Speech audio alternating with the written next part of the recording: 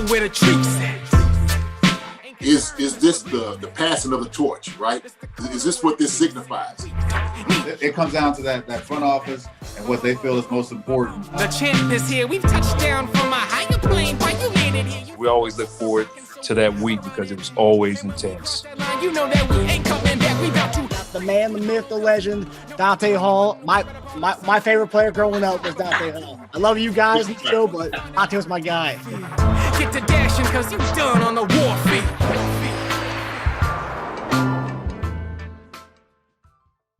This episode of Chief Concerns is brought to you by BetOnline.AG. BetOnline is the fastest and easiest way to wager on all your favorite sports, contests, and events with first-to-market odds and lines. Find reviews and news for every league, including Major League Baseball, NFL, NBA, NHL, combat sports, esports, and even golf. BetOnline continues to be the top online resource for all your sports information from live in-game betting, props, and futures.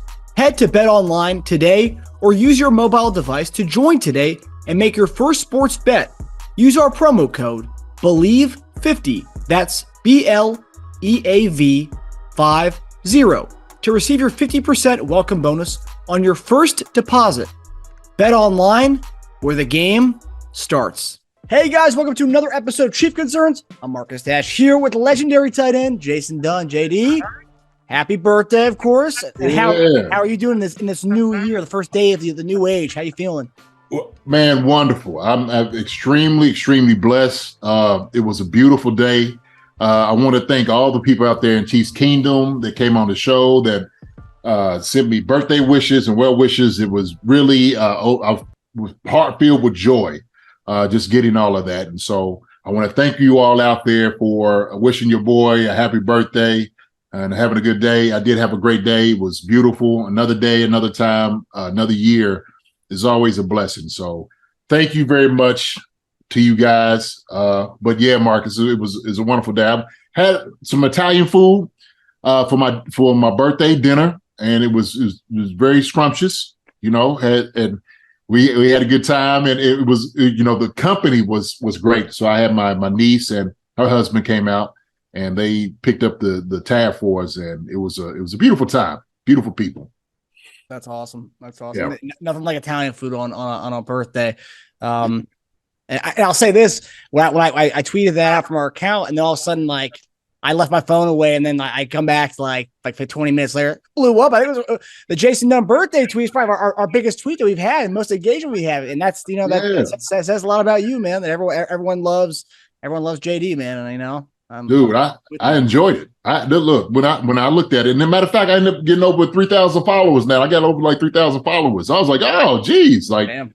I guess people are starting to figure out I'm on this thing. I guess I'm trying to figure Twitter out a little bit, get on social media. So trying to get out there a little bit more by doing more things, and I'm gonna get to it to figure this out, get a little bit more influence, to talk to more people, and hopefully this Chief Concerns thing keeps reaching all the masses, man, and giving them some great content that they can come and to engage with us and hang their hats and just kind of talk about it. And so there's some people here in Kentucky, who are loving the Chiefs because of the success over the past few years.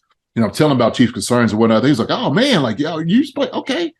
So they're starting to, get out and follow. And man, there's so many people who just enjoy what the Chiefs are doing out there on the football field. That is natural to be part of a winning program and celebrate them and honor them for what they are. So it's good. It's good stuff.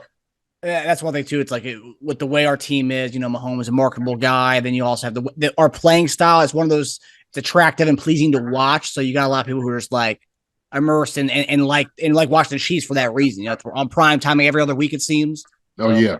It's not the boring football. I hear all the time oh man, Thursday night game is boring, or this game is boring. Why we have a Sunday night game? The Chiefs game is always exciting. Like you said, PM15. Kelce and all those guys, man, are just going to make it exciting, and they're kicking butt while they're doing it. So it's electric, man. It's absolutely electric. Yeah. So, yeah. As Stephen A. Smith says, we're box office. We're a box office team. That's the truth. Yes, sir. Yes, sir. And then on the Twitter fact, I mean, you need to get a blue verified check mark. I know Elon's giving them out to everybody now with just $10 for $10 a month, but I think it's time JD gets his verified check mark. So Elon, if you're watching this, man, let's give our guy his check mark here. We're not paying $8 for it. We're getting JD to get his check mark. This is Jason Dunn. Yeah, you know what? I still don't understand the whole check mark thing. I don't know. I don't really get it. I see people having it.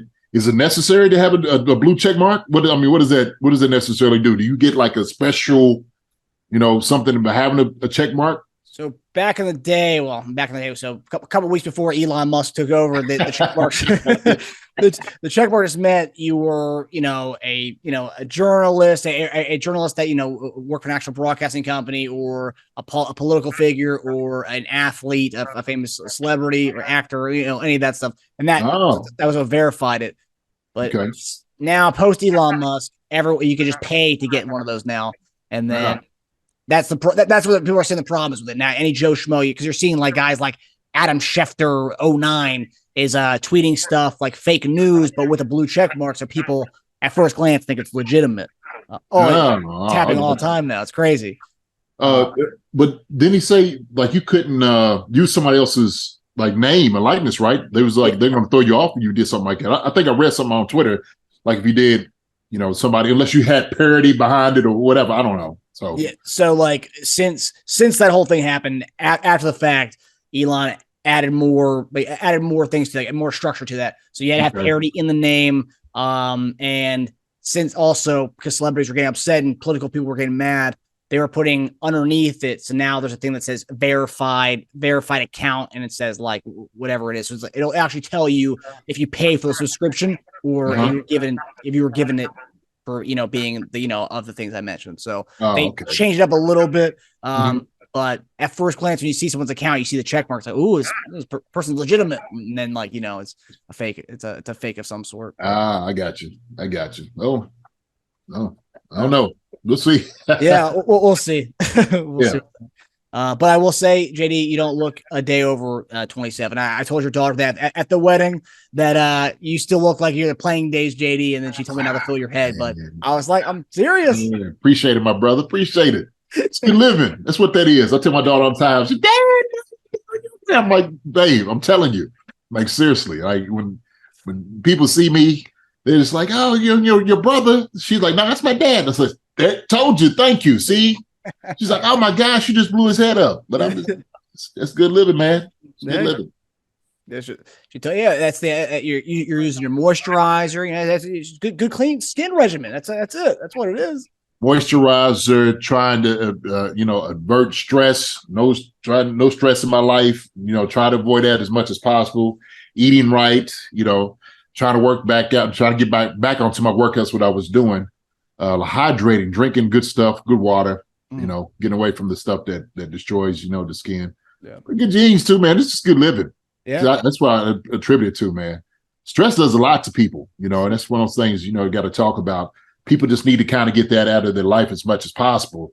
Because sometimes you just don't know when you are stressing, right? You never know. So yeah, we have a whole conversation about that, man. So, yeah, 100%. Yeah. And I'll say, I was born with gray hair, but people see that I have gray hair on my sides. It's like, no, I'm not stressed. I'm not stressed. I was born with this. They're like, no, something's going on with you. It's like, no, I swear to God, I was born with this. But yeah, no, I'm glad you had a great birthday, and I'm excited to see what the next year brings for you, man. Well, thank you, my brother. Appreciate it. All right, so before we get into the show, just want to let you guys know the GLD Shop, the last giveaway. We're going to do it this week, but we feel like doing it next week, right before Thanksgiving. I feel like it's a good day to cap it off, the giveaways. So, and also give people another week to get your subscription in, and also review on any of the podcast platforms. So one more week with the GLD giveaway for the necklace. We sent off the other two a couple days ago, so they should be getting them anytime now. But yeah, so one more week for the giveaway. So, and if you were interested in getting the necklace, GLD Shop is offering up a crap ton of promotions. And if you want to use 33% off for Chief Concerns, just use Chief Concerns promo code on GLD Shop for 33% off. So hope you guys enjoy that. All right, good. All right, so we're going to go with our first topic of the night. So this is something we kind of touched on during our post-game episode. And if you didn't know we have a post-game episode, we have one every game, every Sunday after the game. So be sure to check that out with our guy Lance. But so Sunday after the game, we talked about the touches from the running backs. And a lot of people on Twitter are saying that CEH is virtually done. And that's kind of the question I asked you. But if you look at the snap count, so CEH only played 4 snaps, and that's comparative to McKinnon's 23 snaps, Pacheco's 35 snaps. And it looked like we really went with the Pacheco-McKinnon combination. Today, added to that, today they asked Andy Reid about that, and Coach Reid had a weird comment. It was just like he said that the snap count's pretty skewed because the one drive he went in, we had a 3 and out, and we don't usually have many 3 and outs. My question is, that was like the second quarter of the game. I mean, okay, that one drive he had the 3 and out. Why wouldn't you go? But if that is the reason, why wouldn't you go back to him later on in the game? I just think that's kind of a weird way of saying that snap count thing is skewed. But after the game, you said that CH is not done in this offense. So I'm curious what you have to think 4 days after the game to take it all in. Is CH done in this offense, JD? No, I don't think so. And I kind of go back to what my original answer was. I think this game just was more geared toward the skill set of what Pacheco gave and then McKinnon, right? Especially in situational terms that they had to deal with. And so Pacheco was more of the physical back, especially against this type of defense. You got to run straight at him. And we did a tremendous job kind of going back into the running game, right? And so I think to establish the running game to be as physical as you want it to be, the physicality of it and coming off the football, you have to have a back that has that type of skill set. And Pacheco's that type of guy. He'll put his head down. He'll go for the hard yards. He's going to keep his legs churning. He's a bigger back than CEH. And so that's what was required for this, especially this win, and especially to reestablish the running game that the Chiefs needed to do to open up the pass. And I'm glad they actually did that. I'm glad they actually incorporated the running game into the game plan, right? I think that was part of the problem the week before when Patrick Mahomes was passing for 68 times in a game. Like that, that's not sustainable. And so when you have a quarterback that's throwing football that many times, then you put him in harm's way. So I don't think CEH is done in this offense by no measure. Just for the simple fact that we need him. He has a skill set that we know, and depending on what game that we do play, he's going to get his touches. And so I think because we knew the offense is going to be this way, where everybody's kind of getting the ball, it's not necessarily geared to one guy. The only guy that we can know for a fact is going to get the football is Travis Kelce, right? In this offense. I mean, that's just what it is. Okay. And that's how it should be. So, when you're dealing with certain issues and certain problems, you don't use a hammer for every situation, right? I mean, you have a multitude of tools for different things that you had to utilize them for. And so I just kind of figured that CEH, with his type of skill set, he's just a different tool in the box, in the toolbox. So that's the answer. Yeah. I'll say I think the only back in that backfield that has a cemented role is McKinnon, because regardless if CH was the guy or Pacheco was the guy, he was still getting his snaps and on that third down, especially, which he's vital to our passing game, really. Absolutely. And so right now, McKinnon is limited in practice this week, or at least today he was limited participant. So if he doesn't play, I mean, CH will definitely get more snaps because he'll definitely play more of the passing down back if that were the case, but hopefully that's not the case. Okay, so I'll kind of visit that too, because I think it was saying that McKinnon wasn't supposed to play the last game, and they were talking about they weren't going to activate RoJo, right? So that was the thing. Like, well, if he's not going to be in there, you're not going to activate this guy. So are they pushing for McKinnon to come in? And the thing is, you got to appreciate really what McKinnon brings to the passing game. Like as far as understanding the blocking scheme, how he's able to block, how he's able to cut on guys. Like I remember like the earlier the games, I forgot what game it was, where he was cutting the defensive ends, like textbook. I mean, that's how you teach it. And he's doing a tremendous job. It was so good, the refs had to call the flag because he was like, man, he's blocking him too well, pretty much in our estimation. I was just like, man, what are you talking about? He's right there in the box. He's hitting him right there in the thigh. Like, textbook blocking. So McKinnon, like you said, he just has such value because what he does in the passing game, right? Not just in blocking, but getting out and open and getting into the pass routes. So when you talk about RoJo, so in that same press conference where he talked about the CH snap count being skewed, they asked him about Ronald Jones. And so his hilarious response, and you played football, so you obviously would, when you hear a coach talk, I'm sure sometimes you've heard your coach speak in the past, like, damn, that really pisses me off. But this is what he said about Ronald Jones. And I can't imagine hearing this, especially if I want to be out of the team already. And then I hear my coach say this. He said, Ronald Jones is a good player. It all started back in training camp. You have to wait until someone gets sick or injured for a spot. Usually only have 3 RBs dressed for a game. We feel very comfortable with him in there. I don't know. If I heard that from my coach, I'd be kind of pissed off. It's like, dude, like, just let me go. Yeah. Hey, man. Something had to happen, or at least where they were sitting there saying, like, this guy doesn't want it enough. Look, all right, I'm not even going to do that. I don't know. I'll just say that whatever reason, RoJo is not playing because maybe they just felt like he wasn't giving enough. He wasn't doing enough. Maybe he wasn't showing enough for their satisfaction. And so they wanted to go with those 3 guys. I guess they kind of figured that, hey, these 3 guys is the one that wanted out. And we can't just get a guy in here because we got him in during the offseason free agency. It's not a popularity contest. It's not because you have a name behind you. It's the 3 guys that are going to be that's going to be the most successful, right? The guys that are showing us that you want to be out here on the field. And maybe during that time, RoJo just wasn't doing it. He wasn't cutting it. So I don't know, man. Like you said, it's kind of bad for him. Mm-hmm. But it don't feel good. Look, in practice, I tell you what, if I was RoJo and I'm on the scout team, of course you're taking all the reps for the other back for your opposing team. I would run light folks up. I'm running over Gay, Bolton, Reed, the whole defense, Chris Jones, whoever it is, I'm running over all of them. Just to make a point. Yeah. Just to make a point. Yeah, you want me here? I'll tell you what I'm gonna do to this number 1 defense you got over here, though. Watch this, right?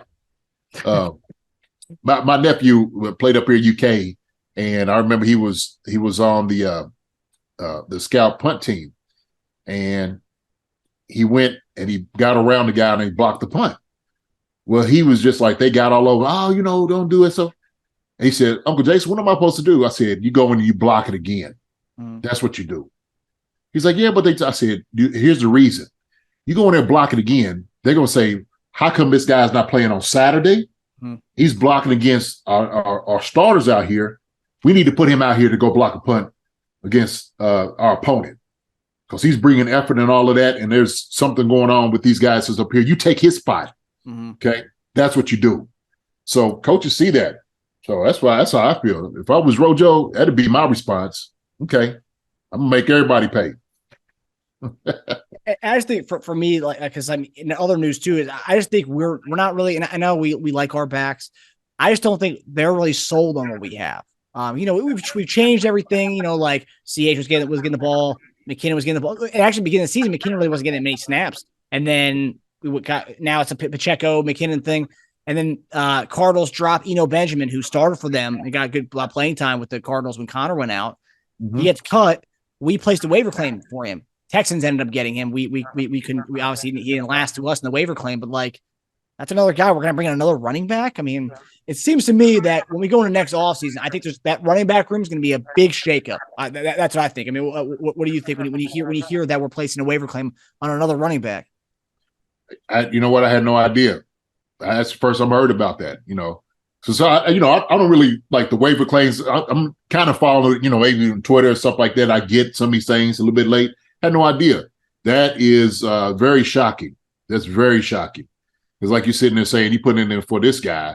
But, Benjamin had success when he was out there in Arizona, when Connor was down. So That's just telling you that, like you said, there's no solidified number one running back in this offense, right?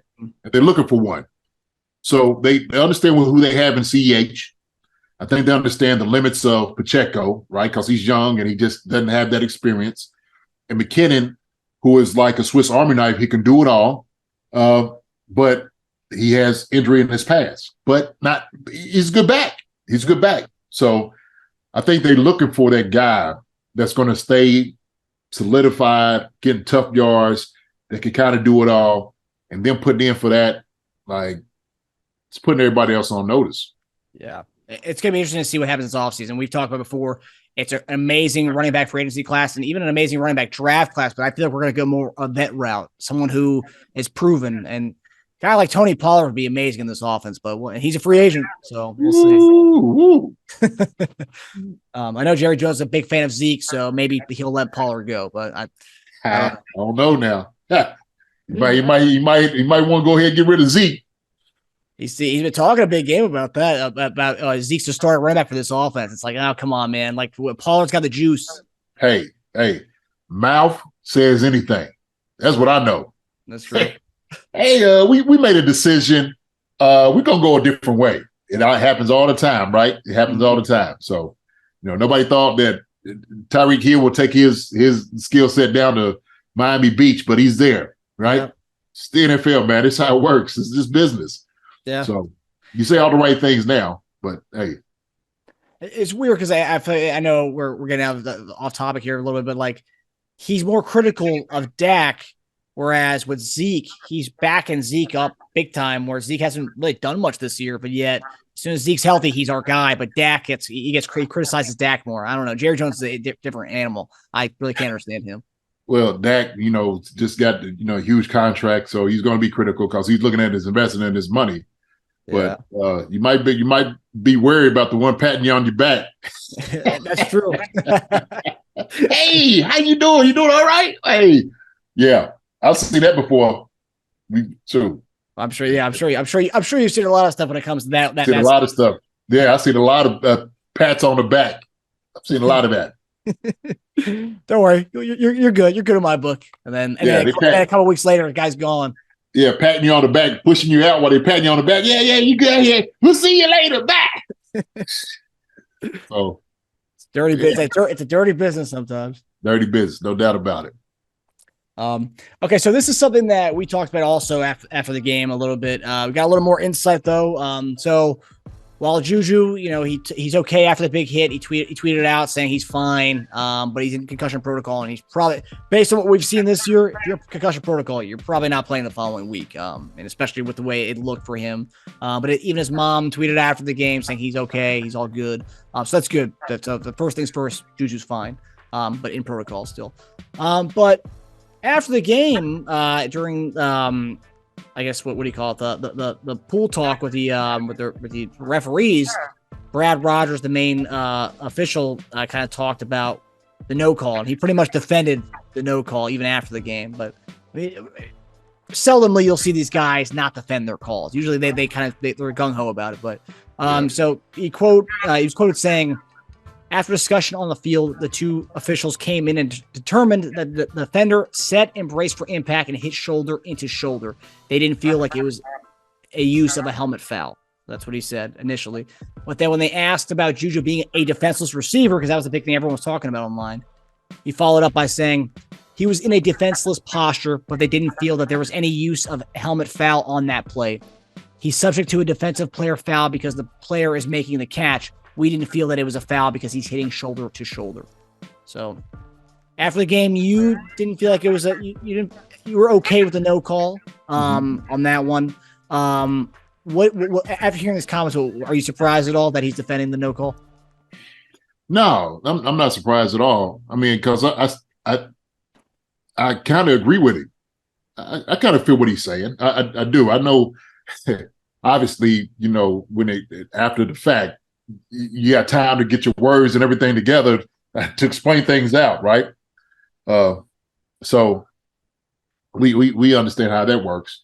But I think on the field, when they were making that assessment, they they did kind of see like, hey, man, he didn't really try. It was the malice. So it didn't seem like he was trying to come in and target Juju. He was going for the helmet. Was he a defensive player? Yes. Technically he was. No doubt about it, right? I think, we start there.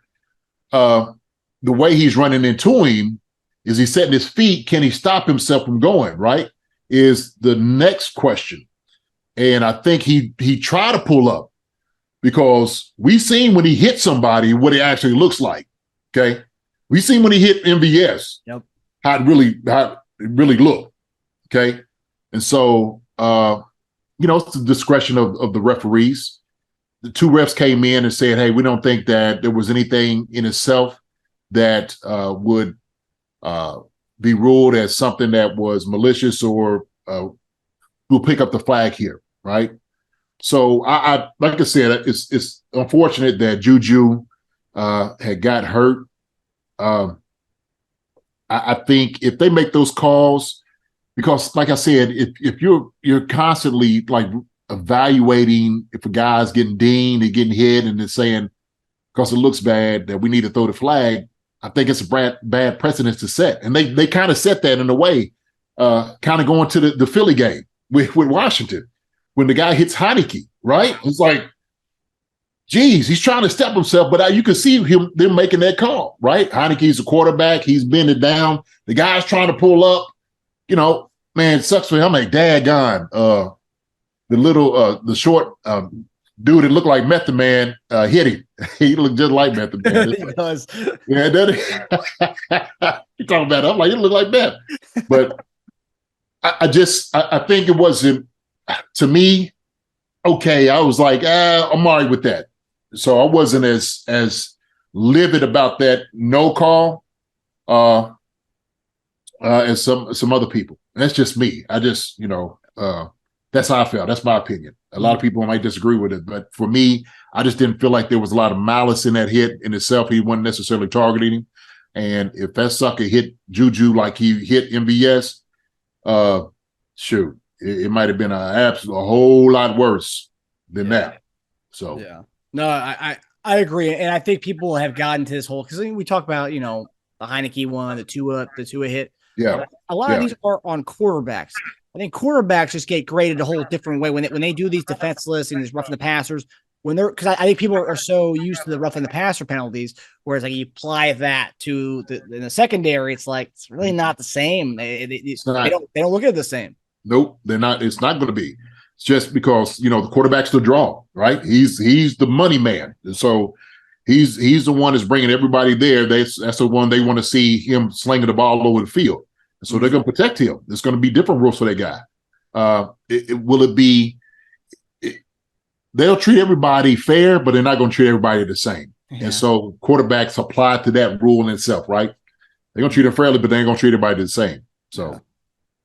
Yeah. And then with Juju potentially being out, Hardman's out still with that abdomen thing he's got going on, and MVS is sick as well. So potentially we're going to be seeing Kadarius Toney, Sky Moore, Justin Watson action on Sunday, which that'll be interesting.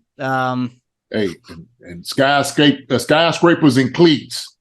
Hey, Jody Fortson, Noah Gray, and Travis Kelce. Baby, yeah. Bring it. Them guys they can handle it. Okay, those guys can handle it. So it'd be good to see Sky Moore out there working around. If it's the same thing. So Kadarius Toney, we might never be able to see him unless Hardman was hurt, right? Yeah. And so now this might be one breaking out for Sky Moore. Mm-hmm. So we'll have to see, man. We'll have to see. Sure, we seen what's the name break out up in Green Bay, Christian Watson. He had 3 touchdowns, torching folks, right? Mm-hmm. So, yeah, that's a good point. The tight end aspects that everyone online is talking about Watson and Moore and stuff. It's like, let's not forget these guys already have a big role as it is. Talking about you're down potentially down your first 3 options. Those guys are going to get much more playing time this week and get a lot more burn. Absolutely, 100%. We got guys. We still got weapons. Yeah, we got weapons. And if you look at Noah Gray snaps every week, he's getting more and more snaps. Man, he's really coming into his own this year. Yes, he is. Yeah, I was excited when we drafted him. Because I knew he had a lot of things to him. Mm-hmm. He can move, he can catch, he's athletic. So, we got 3 athletic tight ends out there, man. They'll be able to match up with anybody, any defense well. Yeah, and potentially Blake Bell soon. Yeah. Yeah. Yeah. Getting Bell back too. So that'll be huge for the run game and just and pass blocking as well. Absolutely. 100%. All right, so we're going to go to our final topic here. Game predictions. So Chiefs traveling to LA. You got to love the Los Angeles trip. Take on the Chargers on Sunday Night Football. Chiefs are currently a 6.5-point favorite on Sunday. And I got a little stat for you guys, just because JD's picking this game. Jason Dunn has an all-time career record against the Chargers at 9-7. Guys got an all-time lifetime winning record against the Chargers. So hopefully we keep that up this weekend. 9-7. There we go. Yes, sir. So with this game, obviously Chargers have been depleted with injuries this year. I don't think there's another franchise that's more cursed than them. Every year they have a slew of injuries. Some pretty bad ones. But this year they've had Mike Williams and Keenan Allen. I think they've only played 1 game with each other so far this year. We got to play them week 2 without Keenan Allen. But this week, apparently Mike Williams and Keenan Allen are both on track to play on Sunday. So we're going to be getting their main receivers back. So my question to you, JD, is that going to play a big factor in this game, having Keenan Allen and Mike Williams back for the Chargers? And who do you have in this game on Sunday? Is it going to play a big factor? It's definitely a big factor. Yeah, 2 big bodies out there. We got McDuffie out there, of course, who's a lockdown corner. He's playing at a high level. He's getting better. Joshua Williams, who's playing at a high level. Snead, same thing. The secondary's been getting a lot better, and so it's going to be a good test for him because Mike Williams, man, he was catching everything first time we played him over in Arrowhead, and so I was saying this to y'all, I think online. I think Keenan Allen's hamstrings made of spaghetti. The way that sucker been pulling it, I don't know. So if we able to hold him down, get some pass rush on this guy. Then we'll go ahead and win it out. So we got it. Same thing we did with Herbert the first time. We need to come after him, give him some help. We got Gay back. I think was Gay out that game. I can't remember if he was out that game or not. I think that might have been the last game he played before he got suspended. Okay, so we said we got firepower on the other side, man. We on Fitton's not over there. So hey. It's a whole different thing, whole different mindset, man. So this could be a great challenge for this young secondary, and so they got some firepower back on offense, but I think we still win. We still win out, man. And I'm looking for this game just because it's it's that division. I'm gonna go 24 to 35. Oh, okay. So you got the covers, the 6.5. You guys covering? Let's go. I think we're gonna show out, man, out that way. Mm-hmm. Come back. Are we gonna be down and we're gonna come back, or we're gonna kind of have it maintain the lead the entire game? You know what? Okay, let me change it. 24 to 31. We'll do that. 24-31. I think we'll go back and forth. I think we'll be up by 14. They'll come back kind of late, get a touchdown, but we'll hold on. We'll hold on for the win. Okay. So, nail biter action. Yeah, exactly. So last year when we played in Los Angeles on that Thursday night, we won in overtime. That was an amazing game. I mean that was a comeback behind game. First half we looked like dog shit. Second half we looked pretty good. It's gonna be a tight game. I can feel that because they know. Shoot, they ain't got no choice. They gotta win. For them to be like still in this thing, shoot, they're gonna start getting some wins now, and they know they got to beat the Chiefs to even have a chance. So, and we clinched the AFC West with the win on Sunday too. So that also plays. There we go. And they're gonna try to stop that. They're gonna try to become party poopers. Stop at that celebration, man. But it ain't gonna happen. Yeah, and everyone always treats the Chiefs week as like a Super Bowl game. So like they're gonna bring their hard hats and their lunch pails for that one. Oh yeah, no doubt about it. We'll be ready though. We're ready. We'll be ready. Yeah, and we got the 9-7 Dunn record on our side. So I like our chances this weekend. Yes, sir. Here we go, baby. All right. Well, that does it for us. Thanks for tuning in to Chief Concerns presented by BetOnline. We'll see you guys Sunday night right after the game for a Chief Concerns After Dark episode to talk about and react to the Chargers-Chiefs game. So we'll see you guys Sunday night. Let's go. Hi, everybody. Thanks for watching. Subscribe here to get the latest from the show. Also, be sure to check out the best clips from Chief Concerns.